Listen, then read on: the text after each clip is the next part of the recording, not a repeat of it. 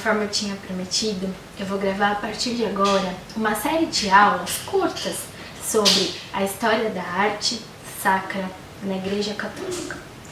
Essa paixão nós temos em comum, somos em 300, esse grupo cresceu e essa semente precisa dar frutos. Então a ideia agora é que eu passe para vocês um pouco do que eu aprendi como pesquisadora dentro dos campos da arte e arquitetura na igreja.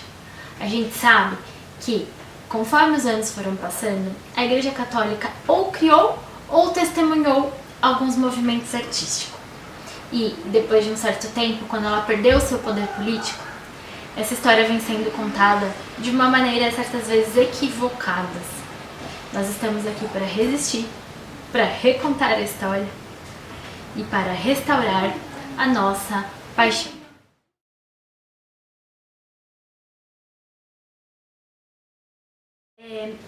Esse curso, vamos chamar assim, ele se destina principalmente para os católicos, que têm em mente que a arte sacra e também a arquitetura, elas são objetos de serventia para a liturgia. Em algum momento isso se rompe com o modernismo, os ideais do iluminismo, enfim. Mas é por isso que é importante a gente resistir. Descobrir como foi desde o começo do cristianismo, as manifestações artísticas e até mesmo antes dele, com a cultura helênica, sobre a qual Jesus nasceu. Então a gente tinha o Império Romano naquele tempo e uma aceitação às diversas culturas que o Império Romano conquistava e também uma anexação dessa cultura. O classicismo ele vem também com as características próprias, mas em momento algum ele deixou de aceitar essas culturas externas. E é nesse contexto que Jesus nasceu, graças a Deus, porque assim muitos dos ideais do Império Romano foram anexados à cultura da sede em Roma, certo? E aí, gente, nós vamos ter uma passagem histórica desse momento. Aí nós vamos para a época do Império Bizantino, nós vamos passar pelo medievalismo, também por Renascimento, Iluminismo, até chegar na Igreja das Revoluções, que é essa que a gente vive hoje.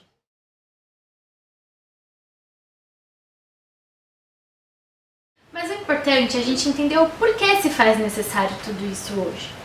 Como eu disse anteriormente, a arte e a arquitetura católica, elas eram de serventia para elevar a alma dos homens e para que se executasse a liturgia de uma forma mais intensa. Muitos homens dos tempos do cristianismo primitivo não sabiam ler. A imprensa, ela mal tinha surgido e ela era inacessível. Não é como hoje que temos gráficas e qualquer pessoa tem uma Bíblia em casa. Não! A arte, principalmente em termos de pintura ali com os primeiros cristãos, nas catacumbas de Roma, que nós vamos ver a fundo as principais. Gente, essa arte, ela servia para catequizar. E ainda assim deve ser feito hoje, principalmente levando em consideração que ainda temos pessoas iletradas que não dispõem de alta cultura. Não adianta tentar ver com os olhos dos anos 2000 algo que aconteceu lá atrás, na Idade Média. A gente precisa estar disposto a participar disso com os olhos da época. E é por isso que nós vamos fazer esses exercícios juntos. Hoje em dia, com tantas atrocidades acontecendo no mundo da arte, faz a gente refletir. Será que é esse mesmo o objetivo dela? Onde ficou o papel de elevar o ser humano? De fazer com que as igrejas fossem antecâmaras do céu, como antigamente? Cadê a alta cultura, gente? Se nós não formos buscar, nós podemos desperdiçar a nossa existência aqui. Então, eu humildemente me disponho a aprendermos juntos e a indicar para vocês as leituras, as passagens e o que eu aprendi, tanto nas faculdades, o que eu deixei de aprender nas faculdades e também na vida e na minha história que eu estou construindo como catequista, aprendermos juntos. Aí vocês me trazem um retorno, a gente pesquisa e vamos ver no que dá, tá bom?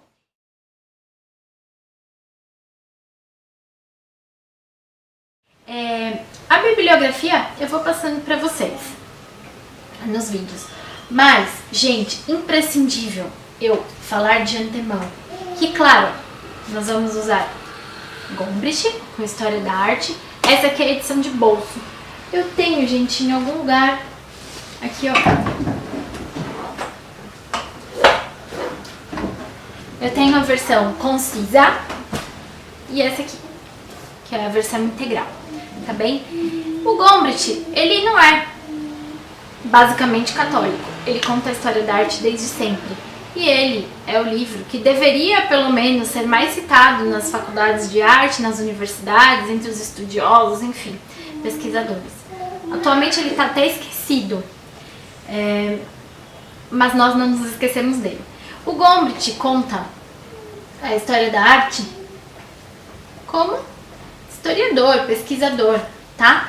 E aí a gente precisa de um suporte para o Gombrich, dentro da nossa crença do catolicismo.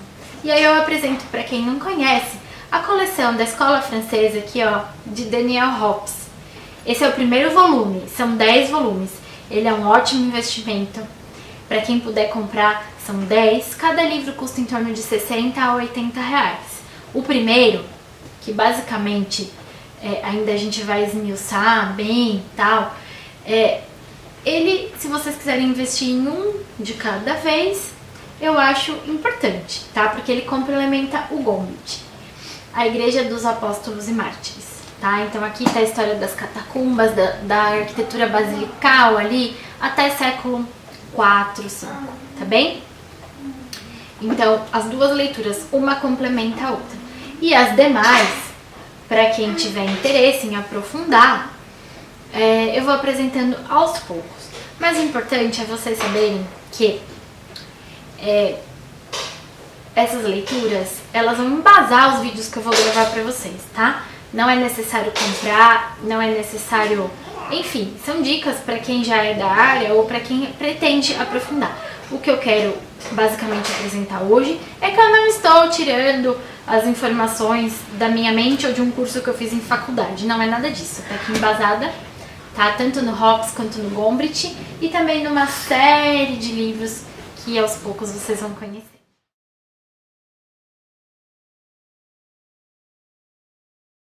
Em relação aos termos beleza, as artes do belo, vocês podem estudar isso com gente muito mais entendida que eu. Aí eu indico as leituras do Roger Scruton, também para quem não assistiu o filme dele, Por que a Beleza Importa? Roger Scruton, ele é um filósofo, estudioso de estética, da arte e arquitetura. Ele é um conservador e ele pretende propor para que olhemos realmente o que é arte. Porque depois do advento da fotografia, qualquer coisa pode ser arte. A gente descamba ali com Duchamp e o seu mictório, né? E aí a arte deixa de exercer esse papel tão fundamental de nos elevar. A gente tem o trabalho do pessoal do Centro Dom Bosco. Eu sempre gosto de indicar o Carlos Noguet com o livro As Artes do Belo. E tantas outras dedicações que têm sido feitas ultimamente nesse aspecto da estética. Gente, a alta cultura é um presente. Não deixem de aprofundar seus estudos, pois isso faz um diferencial muito grande em termos de catequese, em termos de meditação, em termos da própria fé. Por que o Roger Scruton é tão importante para nós? Ele nos convida a refletir a respeito da beleza, da ordem, daquilo que a arte consegue fazer, não só como aquela coisa que eles dizem de sensações. A arte não provoca só sensações, ela também pode provocar sensações. Mas o objetivo primordial é nos levar a estados de consciência que sem ela seria impossível, certo? Então, como conheceríamos alguns aspectos psicológicos de personagens de Moisés, de Nossa Senhora, se Michelangelo não tivesse sido tão dedicado nisso? Se ele quisesse apenas retratar uma mulher ou um homem experiente? Não. Ele nos dá características psicológicas destes personagens bíblicos.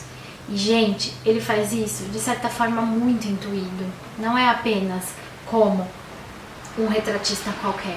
O artista é assim, ele tem essa característica de conseguir chegar onde homens comuns não chegam, certo? Gente, o primeiro livro da Realizações, aqui, gente, do Scruton, tá? Beleza. Primeiro a gente precisa resgatar o que é beleza. O que é ensinado nas universidades, nas escolas hoje em dia é um relativismo. Relativismo em tudo. Relativismo no que é certo, no que é errado, no que é belo, no que é bonito. Mas isso já é estudado há muito tempo mesmo, através das próprias, o homem como observador da própria natureza, da geometria que existe na natureza, da forma, da ordem como nosso Criador fez as coisas. E depois temos aí a proporção áurea, a secção áurea de Fibonacci, que coloca dentro de uma ordem de proporções aquilo que se torna bonito e agradável aos olhos, porque o cérebro humano ele segue uma dinâmica para organizar as coisas e formar imagens, certo? Então, pessoal, o Roger, ele se faz necessário por isso, principalmente esse livro aqui, tá bem? Depois desse, um outro que eu indico, ele é mais em termos de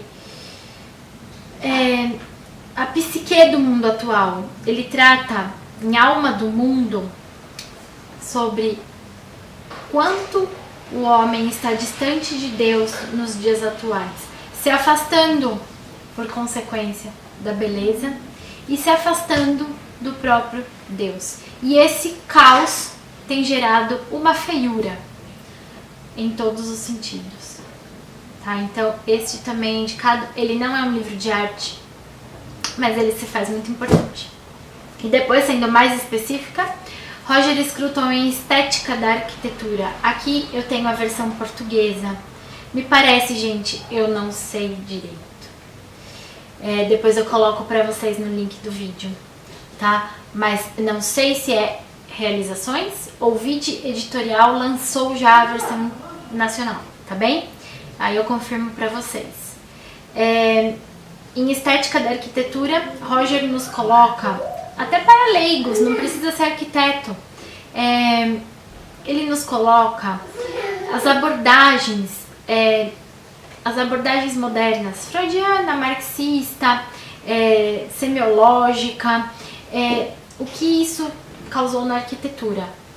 Por causa delas e do iluminismo que se perdeu a ordem, que se perdeu a alta arquitetura. Ontem mesmo eu estava assistindo um documentário do Roger e ele diz que em alguns momentos a arquitetura moderna ela se faz importante, ela é agradável, como a arquitetura de Frank Lloyd. Quem não conhece Frank Lloyd, eu vou colocar para vocês uma imagem. Mas Frank Lloyd, ele consegue fazer algo único, no sentido singular. Como eu vou explicar? Para fazer arquitetura moderna, ela precisa ser dinâmica. Ela pode estar aqui em São Caetano do Sul, como ela pode estar no Polo Norte. Ela é dinâmica, ela não precisa respeitar o lugar, tá? Ela pode ser construída em qualquer lugar. Frank Lloyd, apesar de ser modernista, de ter ideais ali das linhas retas, do primeiro pavimento comum, tanto ao social quanto ao privado, ele tem isso, mas ele respeita o ambiente em que ele está inserido. Então, em Casa da Cascata, a gente consegue ver uma arquitetura única, que só poderia estar naquela cascata, tá bem? Então, é diferente, por exemplo, de pegarmos uma Dominus. Vou colocar pra vocês. Então, assim, a Dominus House, ela poderia estar em qualquer lugar, tá bem? Aí, com Corbusier, com tudo aquilo que já foi contestado, nós vamos ver a fundo, a gente vê esses ideais marxistas, freudianos, semióticos, ok? Então, Roger coloca tudo isso por terra, graças a Deus. É importante que lancemos mão da arquitetura moderna nos dias de hoje e que respeitemos até tudo que ela significou e tudo que ela possibilitou. Levantamos São Paulo, levantamos Brasília com uma arquitetura fácil, mas em termos de liturgia, de sagrado, muito se perdeu, tá bem? Hoje nós vemos arquiteturas modernas em igrejas, em centros, em dioceses, mitras diocesanas, em centros ecumênicos, que elas distorcem os próprios dogmas da igreja. Isso foi previsto e muito mal interpretado nos documentos do Concílio Vaticano II. Então hoje, apresentando aqui o canal, eu falei para vocês de onde eu vou partir, do helenismo na cultura romana, e até onde vamos chegar, nos concílios da igreja, principalmente em Vaticano II, tá? 4 documentos aqui eu tenho da igreja e muitos capítulos se destinam aos artistas, tá? Por isso nós vamos estudar isso aqui. O Concílio II, ele nos fala de uma igreja mais aberta, mais simples, mais abrangente. É claro, gente, com acontecimentos históricos como a grande perda de fiéis para o protestantismo, a igreja se sentiu na necessidade de simplificar as coisas.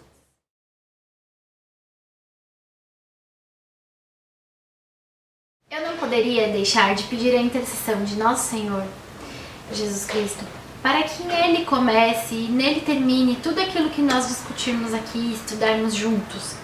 Afinal, o objetivo é que a gente medite nessas obras e que isso aumente a nossa fé. Que através dessas obras a gente consiga resgatar aquilo que foi perdido há um tempão, tá bem? Me assustou muito a história da arte nas faculdades, tanto de publicidade como de arquitetura. Me assusta muito o fato de eu ter uma filha e saber que ela, se eu descuidar, ela não terá contato com a alta cultura. E que isso é um desperdício. Claro que a gente não precisa ser pedante e pedir para uma criança ler Camões com 4 anos de idade. Mas deixar de apresentar certas coisas, isso pode sim fazer com que a criança se perca. Esqueça o que é a identidade do belo. A beleza existe e no mundo de caos ela precisa ser recuperada. Então, gente, é por isso que eu tô aqui. E eu conto com vocês para fazer cada vez mais.